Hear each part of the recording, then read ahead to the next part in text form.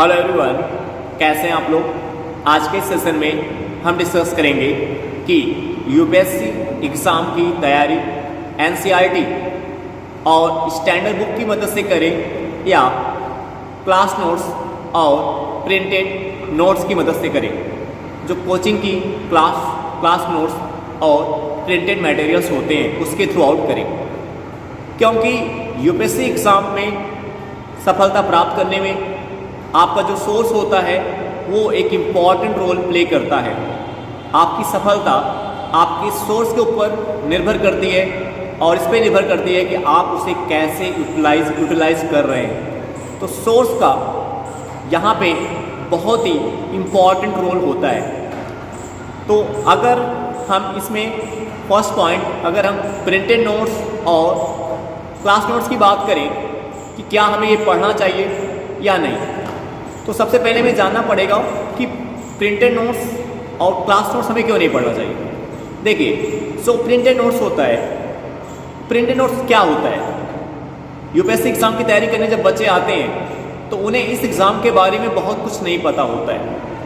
उन्हें इस एग्ज़ाम की गहराई नहीं पता होती है, उन्हें इस एग्ज़ाम की डिमांड नहीं पता होती है, वो इस एग्ज़ाम के अप्रोच को नहीं जानते, तो उनके सम्मुख इस प्रकार की समस्याएं होती हैं। तो ऐसे में उन्हें लगता है कि जो कोचिंग के जो बड़ी बड़ी कोचिंगें हैं उनकी जो प्रिंटेड नोट्स होंगी, जो उनकी क्लास नोट्स होंगी, वो उनके लिए यूज़फुल होगा। लेकिन यदि हम वर्तमान परिप्रेक्ष्य में देखें, वर्तमान परिप्रेक्ष्य में जो प्रीलिम्स एग्ज़ाम का पैटर्न है, जो मेंस एग्ज़ाम के जो क्वेश्चंस आते हैं, उसके आधार पर अगर हम एनालिसिस करें, उसके आधार पर अगर हम ये निष्कर्ष निकालें, तो हम पाएंगे कि जो प्रिंटेड नोट्स हैं, किसी भी कोचिंग के प्रिंटेड नोट्स हो या किसी भी कोचिंग के क्लास नोट्स हो, तो वो उस एग्ज़ाम के अप्रोच से, जो प्रेजेंट टाइम में जो एग्ज़ाम का पैटर्न है, उतना यूज़फुल नहीं है। क्योंकि जो प्रिंटेड नोट्स होता है वो जो है किसी के द्वारा लिखा जाता है और वो प्रिंटेड नोट्स लिखते समय उसमें कई सारे सोर्स का यूज किया जाता है। तो उस प्रिंटेड नोट्स में जो बहुत ज़्यादा फैक्ट भर दिए जाते हैं और जो कॉन्सेप्ट होता है वो क्लियर नहीं हो पाता। कॉन्सेप्ट का जो कॉन्सेप्ट की कनेक्टिविटी होती है वो टूट जाती है, जो ब्रेक हो जाती है। एक एनसीईआरटी की बुक जब आप रीड करते हैं, तो जब आप एनसीईआरटी की बुक रीड करेंगे तो आपको उसमें एक कनेक्टिविटी दिखता है। आप उसको एक पॉइंट से स्टार्ट करते हैं पढ़ना, फिर वो आपको एक कनेक्टिविटी के थ्रू आउट आपको आगे लेकर के जाता है और स्टोरी के थ्रू आउट, एग्जाम्पल के थ्रू आउट, फिगर के थ्रू आउट आपको उस टॉपिक को एक बेहतर पकड़ बनाने का प्रयास आपकी करता है कि आप उसके थ्रू आउट आप उस पर एक बेहतर पकड़ बना पाए। यानी वो आपको एनसीईआरटी के थ्रू आउट, एनसीईआरटी जो आपको कॉन्सेप्ट क्लियरिटी का, कॉन्सेप्ट को कैसे क्लियर करें, ये एनसीईआरटी आपको कॉन्सेप्ट क्लियर करने में आपकी बहुत ही मदद करता है। जो एनसीईआरटी की बुक होती है वो, क्योंकि किसी भी टॉपिक को बहुत ही लॉजिकल तरीके से एग्जाम्पल के थ्रू आउट, फिगर के थ्रू आउट, स्टोरी के थ्रू आउट आपको समझाने का प्रयास करता है। यानी उसमें कनेक्टिविटी होती है एनसीईआरटी की बुक में, लेकिन वो कनेक्टिविटी प्रिंटेड नोट्स में टूट जाती है। यानी जो प्रिंटेड नोट्स होता है, प्रिंटेड नोट्स के थ्रू आउट आप अपने कॉन्सेप्ट को नहीं क्लियर कर सकते। प्रिंटेड नोट्स के थ्रू आउट आप अपने कॉन्सेप्ट को क्लियर नहीं कर सकते और प्रिंटेड नोट्स के थ्रू आउट आपके अंदर कनेक्टिविटी का अप्रोच नहीं आएगा। ध्यान दीजिएगा, क्योंकि यूपीएससी एग्जाम के प्रीलिम्स एग्जाम को क्लियर करना हो या मेंस एग्जाम को क्लियर करना हो, दोनों पॉइंट पे, दोनों एग्जाम में आपके कॉन्सेप्ट का क्लियर होना बहुत ही आवश्यक है और आपकी स्टडी में कनेक्टिविटी का होना आपके स्टडी में कनेक्टिविटी का होना बहुत ही आवश्यक है। क्योंकि जब तक कनेक्टिविटी आपकी स्टडी में नहीं होगा तब तक आप टॉपिक को कनेक्ट नहीं कर पाएंगे और उसकी समरी भी नहीं बना पाएंगे, उसकी शॉर्ट नोट्स नहीं बना पाएंगे। क्योंकि बहुत से ऐसे क्वेश्चंस होते हैं जो 3 to 4, 5 चैप्टर को मिला करके एक क्वेश्चन बनाया जाता है। तो ऐसे में अगर आपके अंदर कनेक्टिविटी का अप्रोच नहीं है, कनेक्टिविटी का एटीट्यूड नहीं है, तो आप उस क्वेश्चन का आंसर नहीं कर पाओगे, प्रीलिम्स में भी आंसर नहीं कर पाओगे, मेंस में भी नहीं कर पाओगे। तो जो प्रिंटेड नोट्स की सबसे बड़ी समस्या होती है कि उससे आपका कॉन्सेप्ट नहीं क्लियर हो पाता, आपकी कनेक्टिविटी नहीं बन पाती। जबकि अगर हम एनसीईआरटी की बात करें तो एनसीईआरटी के थ्रू आउट आपका कॉन्सेप्ट क्लियर होता है और आपके अंदर कनेक्टिविटी का एटीट्यूड आता है। आप 10 चैप्टर को पढ़ करके उन 10 चैप्टर को आपस में कनेक्ट कर पाते हैं और जब आपके अंदर कनेक्टिविटी का अप्रोच आ जाता है तो आप उसको बहुत ही शार्ट तरीके से शार्ट नोट्स के रूप में से कन्वर्ट कर लेते हैं। इंपॉर्टेंट कीवर्ड्स आपको एनसीईआरटी के थ्रू आउट मिल जाते हैं, इंपॉर्टेंट एग्जाम्पल मिल जाते हैं, आप किसी भी टॉपिक की गहराई में उतर पाते हैं, आपको किसी भी टॉपिक की गहराई के अंदर लेकर के जाता है। जो एनसीईआरटी की बुक में अच्छे अच्छे कीवर्ड्स आपको मिलते हैं। एम लक्ष्मीकांत की बुक में बहुत से ऐसे कीवर्ड हैं जो आपको उस एनसीईआरटी की बुक पढ़ते समय मिलेंगे। एम लक्ष्मीकांत की बुक के अंदर बहुत से ऐसे कीवर्ड हैं आपको मिलेंगे, वो एनसीईआरटी की बुक में अपने आप में एक चैप्टर होता है, और उस चैप्टर को जो कीवर्ड एनसीईआरटी जो एम लक्ष्मीकांत की बुक में कीवर्ड है वो एनसीईआरटी की बुक में अपने आप में एक चैप्टर है, और उस चैप्टर को एग्जाम्पल के थ्रू आउट, कहानी के थ्रू आउट, फिगर के थ्रू आउट बहुत अच्छे से समझाता है। यानी आप उस कीवर्ड को जो एनसीईआरटी की बुक में एक चैप्टर है उसके अंदर उसकी डेप्थ में लेकर के जाता है, तब आप उस कीवर्ड के अंदर के डायमेंशन को सीख पाते हैं, जान पाते हैं। और उस जब मेंस एग्जाम में बहुत ऐसे क्वेश्चंस होते हैं, मेंस एग्जाम में जीएस के पार्ट में ऐसे के क्वेश्चन आप देखिए, ऐसे का आप देखिए एक क्वेश्चन होता है और उसमें आपको एक ऐसे लिखना रहता है, आपको ऐसे बड़ा सा ऐसे आपको लिखना पड़ता है। तो जब तक आप उसके उस जीएस के अंदर के जो क्वेश्चंस होते हैं, जो उस क्वेश्चन में कीवर्ड डाले जाते हैं, उस कीवर्ड की गहराई आपको नहीं पता है, उसकी डेप्थ आपको नहीं पता है, तो आपको यही नहीं पता चलेगा उसके अंदर आपको क्या लिखना है, उसके अंदर हम क्या क्या लिखें, ये आपको पता ही नहीं है। और आपको क्यों नहीं पता चलेगा? क्योंकि आपने एनसीईआरटी की बुक को पढ़ा ही नहीं, आपने अपनी तैयारी किससे करें? Printed notes. यही कारण कि बहुत बच्चे प्रीलिम्स उनका निकल जाता बट मेंस नहीं क्लियर हो पाता। तो सबसे बड़ी समस्या क्या आती है कि जो मेंस एग्जाम में जो मेंस एग्जाम में जो जीएस के क्वेश्चन होते हैं ऐसे, उसमें जो कीवर्ड्स होते हैं उसकी डेप्थ को आप नहीं, उसकी गहराई को नहीं जान पाते, उसके डायमेंशन को नहीं जान पाते। क्यों? क्योंकि आपने एनसीईआरटी को अच्छी तरीके से, बेहतर तरीके से नहीं पढ़ा है, या आपने एनसीईआरटी को इग्नोर किया, आपने प्रिंटेड नोट्स को अपनी तैयारी का आधार बनाया।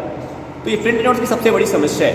प्रिंटेड नोट्स के थ्रू आउट आपका कॉन्सेप्ट नहीं क्लियर होगा, आपकी स्टडी में क्रिएटिविटी नहीं आएगा, आपके अंदर क्रिएटिविटी का एटीट्यूड नहीं आएगा, और जो कीवर्ड्स होते हैं, जो इंपॉर्टेंट कीवर्ड्स होते हैं, जो मेंस के आंसर में क्वेश्चंस में डाल दिए जाते हैं, उस कीवर्ड्स की आप गहराई को नहीं समझ पाओगे, उसके डेप्थ को नहीं जान पाओगे कि इसके अंदर हम क्या लिखें।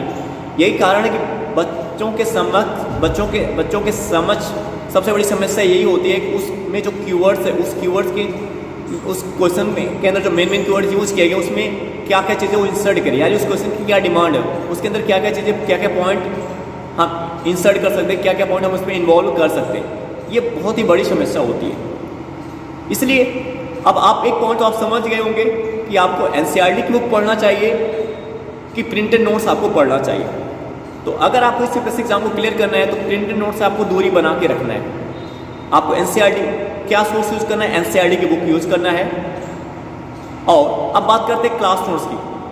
तो जो क्लास नोट्स होता है, आप अगर अगर आपका लेवल उतना अच्छा नहीं है, तो जिसके कारण से आपने कोचिंग ज्वाइन करके रखा है, तो आप कोचिंग ठीक है, आपका लेवल उतना अच्छा नहीं तो आपने कोचिंग ज्वाइन करके रखा है, तो जो कोचिंग आपने ज्वाइन करके रखा है उस कोचिंग के थ्रू आउट जो आपको क्लास नोट्स है, उस क्लास नोट्स के थ्रू आउट आप क्लास नोट का यूज़ कर सकते हैं। लेकिन आप उस क्लास नोट्स को केवल अपने कॉन्सेप्ट को क्लियर करने के लिए यूज़ करें, क्योंकि वो क्लास नोट्स जो आपको क्लास में पढ़ाया जाएगा वो लिखाया जाएगा, तो उसके थ्रू अपने कॉन्सेप्ट को क्लियर करने का प्रयास करें, और उस टॉपिक को जो आपके क्लास में पढ़ाया जा रहा है उस टॉपिक को जाके आप एनसीईआरटी की बुक में पढ़ें और स्टैंडर्ड बुक में पढ़ें। क्योंकि जो आपका मुख्य सोर्स है, जो आपका जो ओरिजिनल सोर्स है वो क्या होना चाहिए? एनसीईआरटी होना चाहिए और स्टैंडर्ड बुक। स्टैंडर्ड बुक में जैसे एम लक्ष्मीकांत की बुक आ गई, रमेश सिंह की बुक हो गई, नितिन सिंघानिया की बुक, रामशरण शर्मा की बुक हो गई, सतीश चंद्र की बुक हो गई, ये इंपॉर्टेंट बुक है। तो ये स्टैंडर्ड इंपॉर्टेंट बुक है, ये आपका ओरिजिनल सोर्स है। एनसीईआरटी और एक कुछ स्टैंडर्ड बुक आपका ओरिजिनल सोर्स है। तो आपका जो क्लास नोट्स है, आपने जो क्लास नोट्स आप जो क्लास आप कर रहे हैं, आपका पर्पज ये होना चाहिए कि आपने जो कोचिंग ज्वाइन करके रखा हुआ है, जो कोचिंग आपने ज्वाइन किया इसलिए ज्वाइन किया क्योंकि आपको जब आपने एनसीईआरटी की बुक पढ़ना शुरू किया, जब आपने स्टैंडर्ड बुक पढ़ना शुरू किया, तो आपको समझ में नहीं आ रहा था, दिक्कत आ रही थी, उसके कॉन्सेप्ट आपसे क्लियर नहीं हो रहे थे। इस कारण से आपने कोचिंग ज्वाइन किया, इस कारण से आपने कोचिंग को ज्वाइन किया। तो कोचिंग ज्वाइन का पर्पज ये नहीं है कि आपने कोचिंग ज्वाइन कर लिया, पूरा आप कोचिंग के ऊपर निर्भर हो गए, आप उसके प्रिंटेड नोट्स और क्लास नोट्स के ऊपर निर्भर हो गए पूरा। ये नहीं करना आपको गलती, ये गलती आपको नहीं करना है। आपने कोचिंग इसलिए ज्वाइन किया है क्योंकि आपको एनसीईआरटी की बुक समझ में नहीं आ रही थी, आपको स्टैंडर्ड बुक समझ में नहीं आ रहा था, उसके कॉन्सेप्ट नहीं क्लियर होते, इसलिए उस पर एक बेहतर समझ बनाने के लिए आपने क्या किया? कोचिंग ज्वाइन किया। यानी आपका जो क्लास नोट्स उसके थोड़ा केवल कॉन्सेप्ट क्लियर करने का प्रयास करें, और जब धीरे धीरे आपके एनसीईआरटी के कॉन्सेप्ट क्लियर हो जाए और स्टैंडर्ड बुक के कॉन्सेप्ट आपके क्लियर हो जाए, तो एक समय ऐसा आएगा जब आपको क्लास नोट्स पढ़ने की भी जरूरत नहीं है। वो क्लास नोट्स आपको पढ़ने की जरूरत नहीं है, क्योंकि बहुत जो नए बच्चे यूपीएससी एग्जाम की तैयारी करने आते हैं उनको लगता है कि जो क्लास नोट्स होगा उसमें जो सर पढ़ा देंगे उसके सीधे क्वेश्चंस को मेंस एग्जाम में लिख के चले आएंगे। ये गलती आप कभी मत करना। ऐसा संभव ही नहीं है कि आप क्लास नोट्स के आंसर को सीधे आप मेंस एग्जाम के आंसर में यूज कर पाए, ऐसा संभव ही नहीं। आप क्योंकि जो मेंस एग्जाम में जो क्वेश्चंस आते हैं वो ऐसे क्वेश्चंस होते हैं कि आप उस क्वेश्चन के आंसर तभी कर पाओगे जब आपके उस टॉपिक के कॉन्सेप्ट क्लियर हैं, आप उस टॉपिक को कनेक्ट कर पाते हैं, आपकी उस टॉपिक में एक बेहतर समझ है। तो आपकी उस टॉपिक बेहतर समझ कैसे बनेगी? एनसीईआरटी के थ्रू और स्टैंडर्ड बुक के थ्रू। और एनसीईआरटी स्टैंडर्ड बुक के थ्रू को पढ़ते समय एनसीईआरटी स्टैंडर्ड बुक को पढ़ते समय जो आपको दिक्कत आ रही थी, कॉन्सेप्ट नहीं क्लियर हो पा रहे, तो उसी के लिए आपने क्या है कोचिंग ज्वाइन करके रखा। तो आपको ये एंगल भी जानना है कि कोचिंग आपने क्यों ज्वाइन करके रखा है। तो कुछ समय बाद आपको क्लास नोट्स भी आपको नहीं पढ़ने की जरूरत पड़ेगी, क्योंकि आपका काम एनसीईआरटी और आपके जो स्टैंडर्ड बुक उसके थ्रू आपका चल जाएगा। तो ये पॉइंट आपको ध्यान में रखना है। तो इतना पॉइंट एनालिसिस करने के बाद तो एक चीज़ तो क्लियर हो गया होगा कि प्रिंटेड नोट्स और क्लास नोट्स क्यों नहीं पढ़ना है। प्रिंटेड नोट्स तो बिल्कुल नहीं पढ़े, क्लास नोट्स अगर आप कोचिंग ज्वाइन करके रखें तो आप यूज़ कर सकते हैं। तो आपका जो मेन सोर्स है वो आपका क्या है, यानी अगर हम निष्कर्ष के रूप में कहें तो आपका जो मेन सोर्स है यूपीएससी एग्जाम की तैयारी करने का वो क्या आपकी एनसीईआरटी है और आपका स्टैंडर्ड बुक है, ठीक है। उसी पे आपको बेहतर पकड़ बनानी है, चाहे आप कोचिंग की मदद से बेहतर पकड़ बनाओ, चाहे आप यूट्यूब की मदद से बनाओ, चाहे आप गूगल के थ्रू बनाओ, आपको किसी भी, चाहे अपने किसी सीनियर के थ्रू बनाओ जिसको इस यूपीएससी एग्जाम की इसके बारे में जानकारी, जो जिसने इस यूपीएससी एग्जाम की तैयारी करके रखी, इसको पता है, उस किसी भी तरीके से आपको जो आपकी स्टैंडर्ड बुक है और जो आपकी एनसीईआरटी की बुक है आपको उस पर एक बेहतर पकड़ बनानी है। किसी भी तरीके से आपको उस पर बेहतर पकड़ बनानी है, आपको प्रिंटेड नोट्स को अवॉइड करना है, ठीक है ना। और क्लास नोट्स की जरूरत कब, अगर आप कोचिंग ज्वाइन कर रहे हैं तो आपको क्लास नोट्स आपको मिला। लेकिन अगर आपने कोचिंग ज्वाइन नहीं रखा है तो ये नहीं कि आप मार्केट से उठा के क्लास नोट्स लाके पढ़े, बिल्कुल जरूरत नहीं है, वो जरूरत ही नहीं है। आपको प्रयास करना है कि आपकी एनसीईआरटी और स्टैंडर्ड बुक पे पकड़ बने।